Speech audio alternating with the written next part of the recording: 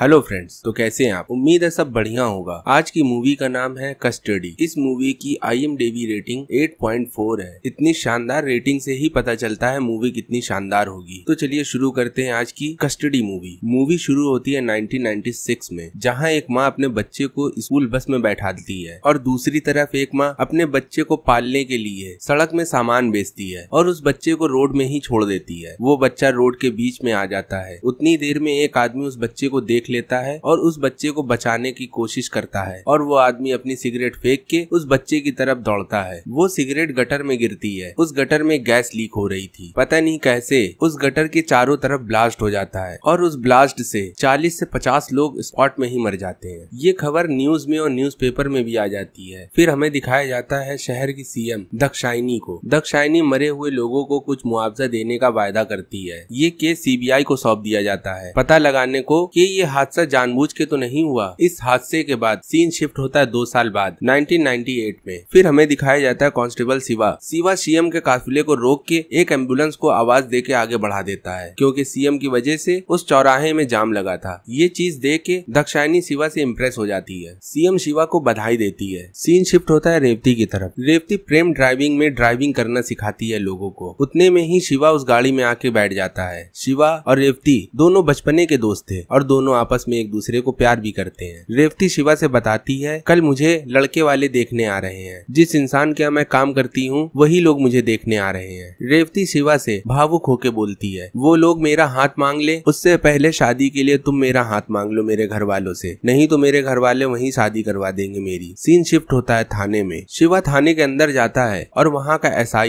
शिवा की अच्छे से क्लास ले लेता है। शिवा ने जो कल कारनामा किया था उस वजह से शिवा को बहुत ज्यादा सुनना पड़ता है अपने SI से। सीन शिफ्ट होता है शिवा के घर की तरफ। शिवा अपने घर के लोगों को बताता है रेवती के बारे में और ये भी बोलता है, चलो और सब लोग मेरे लिए रेवती का हाथ मांगो। शिवा की ये बात सुन के शिवा के घर वाले सब तैयार हो जाते हैं शादी के लिए। सीन शिफ्ट होता है अगले दिन। दिखाया जाता है शिवा का पूरा परिवार मंदिर जा रहा है रेवती के परिवार से मिलने। शिवा से ही पता चला था उनको कि उनका परिवार पूरा मंदिर में ही मिलेगा। शिवा का परिवार जैसे जाता है पूरा परिवार ये देखता है रेवती की तो सगाई हो चुकी है उसी इंसान से जिस इंसान की रेवती बात कर रही थी। रेवती का परिवार जब शिवा के परिवार को देखता है तो भड़क जाता है उनके ऊपर कि तुम्हारी औकात कैसे हो गई मेरी लड़की का हाथ मांगने के लिए, और शिवा के परिवार को गलत सलत बोलने लगता है। तो शिवा उतने में भड़क के रेवती से बोलता है कि अगर तुम मुझसे प्यार करती हो तो मेरे साथ चलो। रेवती शिवा के साथ जाना तो चाहती है और आगे भी बढ़ती है, पर रेवती की माँ रेवती का कस के हाथ पकड़ लेती है और उसको पीछे ढकेल लेती है। सीन शिफ्ट होता है अगले दिन शिवा की चौकी में SI शिवा को फिर पकड़ लेता है और उसको गलत सलत बोलने लगता है। शिवा को ये भी बोलता है कि जो तुम मंदिर में कांड करके आए हो रेवती के माँ बाप तुम्हारे ऊपर कंप्लेन करके गए हैं। ये सुनते ही शिवा को और गुस्सा आ जाता है। पहले तो कल का गुस्सा और उसके बाद SI भी गुस्सा दिला रहा है। तो SI से शिवा बोलता है कि हम लोग बचपने से एक दूसरे से प्यार करते हैं और साथ में रहते हैं और ये मेरा पर्सनल मामला है, तुम बीच में ना आओ। और ये बात बोलते ही SI और शिवा में बहस होने लगती है। उन दोनों के बीच में उस चौकी का हेड कांस्टेबल आता है और शिवा को बाहर लेके मना करता है कि तुम ये क्या कर रहे थे, हमारी चौकी का SI वैसे भी बहुत खराब है और वो तुमसे गुस्सा भी करता है हर बात में। जब तक तुम SI ना बनो तुम अपने आप को और अपने गुस्से को कंट्रोल में रखो, नहीं तो तुम्हारा करियर खराब हो जाएगा। शिवा ये बात सुन के शांत हो जाता है। चौकी में एक फोन आता है। वो फोन रेवती का होता है। रेवती शिवा को बाहर मिलने के लिए बुलाती है। शिवा तो पहले रेवती को मना कर देता है, मुझे तुमसे नहीं मिलना, फिर लास्ट में वो मान जाता है मिलने के लिए। सीन शिफ्ट होता है कार में। रेवती शिवा से बताती है कि मुझे नहीं पता था कि कल मेरी सगाई है, मुझे तो मेरे माँ बाप बहाने से ले गए थे मंदिर, पर आज मैं सब छोड़ के आई हूँ तुम्हारे पास, चलो चल के हम लोग शादी कर ले। तो शिवा बोलता है कि ये बात तुम्हें कल बोलनी चाहिए थी जब मेरे माँ बाप की इज्जत उछाली जा रही थी। शिवा फिर रेवती से बोलता है, ठीक है मैं इस बारे में सोच के तुमको बताऊंगा। शिवा अपनी बात खत्म करके फिर चौकी चला जाता है। दिखाया जाता है कि SI अपने ड्राइवर को छुट्टी दे देता है और शिवा से बोलता है तुम आज से मेरे ड्राइवर हो। सीन शिफ्ट होता है रेवती के घर की तरफ। दिखाया जाता है रेवती के माँ बाप रेवती को कमरे में बंद कर देना है और इस वजह से शिवा को रेवती कॉल नहीं कर पाती। जब शिवा रात में चौकी अपने आता है तो हेड कांस्टेबल को अपनी सारी बात बताता है। हेड कांस्टेबल बोलता है चलो हम लोग उसके घर चलते हैं बात करने। रास्ते में दिखाया जाता है हेड कांस्टेबल और शिवा दोनों का एक्सीडेंट हो जाता है एक कार से, और उस कार में 2 आदमी आपस में लड़ रहे होते हैं। उन दोनों में एक का नाम होता है जॉर्ज CBI ऑफिसर है और दूसरे का नाम होता है राजू। शिवा ये दोनों की लड़ाई देख के उस लड़ाई के बीच में आ जाता है, दोनों को हटाने लगता है। फिर शिवा दोनों को अरेस्ट करके अपने थाने ले जाके एक लॉकअप में बंद कर देता है। फिर SI को फोन लगाता है शिवा और और बताता है मैंने 2 लोगों को अरेस्ट किया है और उन दोनों में एक आदमी बोल रहा है मैं सीबीआई ऑफिसर हूँ और दूसरा आदमी बोल रहा है मैं सीएम को जानता हूँ। ये बात सुन के एसआई बोलता है अच्छा ठीक है, मैं अभी तो नहीं आ पाऊंगा, मैं सुबह आऊंगा। इन दोनों की कोई रिपोर्ट ना लिखना और ध्यान से इन दोनों पे नजर रखो, ये तुम्हारा काम है। और ये बोल के एसआई अपना फोन रख देता है। सीन शिफ्ट होता है। दाक्षायणी आईजी से बात कर रही है और दाक्षायणी बोलती है राजू किसी पुलिस स्टेशन में बंद है, उसको जल्द से जल्द बाहर निकालो। सीन शिफ्ट होता है थाने की तरफ। जॉर्ज चिल्ला चिल्ला के शिवा को बता रहा होता है मैं सीबीआई ऑफिसर हूँ और ये जो सामने बैठा है राजू ये बहुत बड़ा क्रिमिनल है और 2 साल पहले जो गटर ब्लास्ट हुआ था वो इसी इंसान ने किया था। जॉर्ज शिवा को बुला के अपने चीफ का नंबर देता है और शिवा से बोलता है इस नंबर में जल्दी बात करो, तुम्हें सब पता चल जाएगा। शिवा उस नंबर में फोन मिलाता है। उधर से आवाज आती है हाँ जॉर्ज हमारा सीबीआई ऑफिसर है और जो वो राजू है उसको कल हमें कोर्ट में पेश करना है किसी भी हालत में और मैं अपने आदमी भेजता हूँ उन दोनों को ले जाने के लिए। कुछ देर बाद एसपी और आईजी और उस थाने का एसआई उनके साथ आता है और वो तीनों शिवा को बाहर जाने के लिए बोलते हैं। शिवा वहीं साइड में खड़ा हो जाता है और दिखाया जाता है जॉर्ज और राजू को दोनों को लॉकअप से बाहर निकाल लिया जाता है। जॉर्ज और राजू अगल बगल खड़े होते हैं। उतने में एक कांस्टेबल अपनी गन तान के जॉर्ज की तरफ लगा देता है उसको गोली मारने के लिए। जैसे वो इंसान जॉर्ज को गोली मारने जाता है वैसे ही शिवा उसको धक्का दे देता है। जॉर्ज के बदले राजू को लग जाती है। जॉर्ज राजू की तरफ हाथ फैला के चिल्लाता है और वहाँ देखते देखते आपस में सभी के बीच में लड़ाई हो जाती है। जॉर्ज और राजू सभी को मार कूट के लॉकअप में बंद करके बाहर आ जाते हैं घायल राजू को लेके। राजू को वैन में बैठाल देते हैं और उस वैन का ड्राइवर शिवा का पिता होता है। शिवा के पिता राजू का कुछ हल्का फुल्का ट्रीटमेंट कर देते हैं जिससे शिवा बेहोश हो जाता है और शिवा अपने पिता से बोलता है कि अभी कुछ देर में लॉकअप से सब बाहर आ जाएंगे और सब हम लोग के घर आ जाएंगे, पर आप माँ और बहन को लेके कहीं और चले जाइए। शिवा और जॉर्ज राजू को लेके उसी वैन से बैंगलोर की तरफ निकल जाते हैं। सीन शिफ्ट होता है। रेवती प्रेम को अपने जाल में फंसा के शिवा से मिलने का बहाना करती है। प्रेम और रेवती दोनों शिवा से मिलने जा रहे होते हैं। रास्ते में शिवा उन लोग को देख लेता है और रेवती उनकी कार रुकवाती है और बोलती है मैं तुम्हारे साथ चलूंगी। शिवा बोलता है अभी वैसी सिचुएशन नहीं है, पर रेवती बताती मैं अपने घर से भाग चुकी हूँ पहले ही, अब मैं कहीं नहीं जा सकती। रेवती की ये बात सुन के शिवा मजबूरी में रेवती को अपने साथ ले जाता है बैंगलोर। सीन शिफ्ट होता है सुबह। दिखाया जाता है कई कार चेक पोस्ट में रोकी जा रही है, चेक करी जा रही है। शिवा को पुलिस वाले ढूंढ रहे होते हैं। सीन शिफ्ट होता है थाने में। रेवती के पेरेंट्स शिवा की शिकायत कर रहे होते हैं एसआई से और एसआई से बताते हैं मेरी बेटी को शिवा भगा के ले गया। एसआई उनकी बात सुन के बड़ा चौंकता है और बोलता है कि कल से मैं खुद ही ढूंढ रहा हूँ शिवा को, शिवा पहले से ही भागा है। एसआई उनकी बातों का भरोसा ना करके रेवती के पेरेंट्स से बोलता है आप लोग घर जाइए, रेवती कहीं और गई होगी, वो शिवा के साथ नहीं भागी। उतने में प्रेम आगे बढ़ के एसआई को बीती रात की सारी बात बताता है और ये भी बता देता है शिवा अपने पिता की वैन से बैंगलोर जा रहा है और रेवती भी उसके साथ है। सीन शिफ्ट होता है। आईजी नटराज बहुत बुरी तरीके से शिवा की वैन ढूंढ रहा है। फिर सीन शिफ्ट होता है शिवा की तरफ। शिवा की वैन इतनी दूर से चलते हुए इतनी गर्म हो गई है कि वैन बंद हो रही है बार बार। तो शिवा उसकी वैन में पानी डालने के लिए उतरता है और देखता है आईजी नटराज उस वैन का पीछा करने लगा है। शिवा को जब कुछ नहीं समझ में आता है तो शिवा उस वैन को एक नदी में कुदा देता है। उस पानी में अंदर जाने के बाद शिवा, रेवती और जॉर्ज उस पानी से बाहर निकलने की कोशिश करते हैं और ऊपर दिखाते हैं आईजी नटराज लगातार गोली चला रहा है उस पानी में। उतने में राजू बाहर निकल के बोलता है हेलो पार्टनर, मैं तो इधर हूँ, रुक जाओ, गोली चलाना बंद करो। आईजी नटराज राजू की तरफ गोली चलाता है राजू को मारने के लिए, पर उतनी देर में शिवा राजू को पानी के अंदर कर लेता है और उस बीच राजू की जान बच जाती है और जैसे तैसे इन लोग एक गटर के पाइप में पहुंच जाते हैं। दिखाया जाता है जॉर्ज को एक गोली लगी है। जॉर्ज शिवा से बोलता है तुम तीनों यहाँ से जाओ क्योंकि बहुत ज्यादा जरूरी है राजू को कल कोर्ट में हाजिर करना, मैं यहाँ देख लेता हूँ। फिर शिवा राजू और रेवती को लेके उस जगह से निकल जाता है। फिर दिखाया जाता है जॉर्ज और नटराज में दोनों में लड़ाई होती है। बहुत देर तक लड़ाई होते होते नटराज जॉर्ज को जमीन में गिरा के गोली मार देता है और नटराज फिर आगे बढ़ जाता है शिवा की तरफ। दिखाया जाता है नटराज शिवा के पास पहुँच गया और हमें यहाँ ये भी पता चलता है राजू और नटराज दोनों क्राइम पार्टनर थे, दोनों आपस में मिल के काम करते हैं। सीएम के कहने से राजू को मारना चाहता है और दोनों में घमासान लड़ाई होने लगती है। उतने में दिखाया जाता है उसी पाइप में बहुत सा पानी आके बहता है जिससे सारे लोग भी बह जाते हैं साथ में। जैसे तैसे उन लोग एक नदी में निकलते हैं। एक तरफ नटराज खड़ा है, दूसरी तरफ तीनों लोग खड़े हैं। सीन शिफ्ट होता है सीएम के ताऊजी की तरफ। ताऊजी बोलते हैं मैंने और तुम्हारे पिताजी ने मिल के एक पार्टी बनाई है और इस पार्टी में आज तक कोई दाग नहीं आया और ना आना चाहिए। तो दाक्षायणी बोलती है कोई भी दाग नहीं आएगा और सुबह तक मैं आपको कोई अच्छी खबर भी सुना दूंगी। दाक्षायणी फिर नटराज को फोन मिलाती है और नटराज से बोलती है जैसे भी करो मुझसे मतलब नहीं, पर राजू को मारना है तुमको। इसके लिए तुम्हें जितनी पुलिस चाहिए और कुछ भी मदद चाहिए मैं सब दूंगी, पर राजू बचना नहीं चाहिए। सीन शिफ्ट होता है शिवा की तरफ। तीनों जंगल की रास्ते चलने लगते हैं तो राजू बताता है मैं बचपने से दाक्षायणी को चाहता हूँ। दाक्षायणी के कहने से ही मैं क्रिमिनल बना, पर तुम्हारे आगे बहुत बड़ी जिंदगी पड़ी है। मुझको यहाँ छोड़ के तुम दोनों कहीं खुशहाली से जिंदगी बिताओ। ये बात सुन के शिवा राजू की तरफ लपकता है और उसको मारता है, पर उस लड़ाई में रेवती बीच में आके दोनों को अलग कर देती है। रेवती शिवा से बोलती है राजू को जाने दो, पर शिवा बोलता है कैसे जाने दूं? इस इंसान ने मेरे भाई को मारा और मेरा पूरा घर तहस नहस हो गया। इस इंसान को ऐसे कैसे जाने दूं?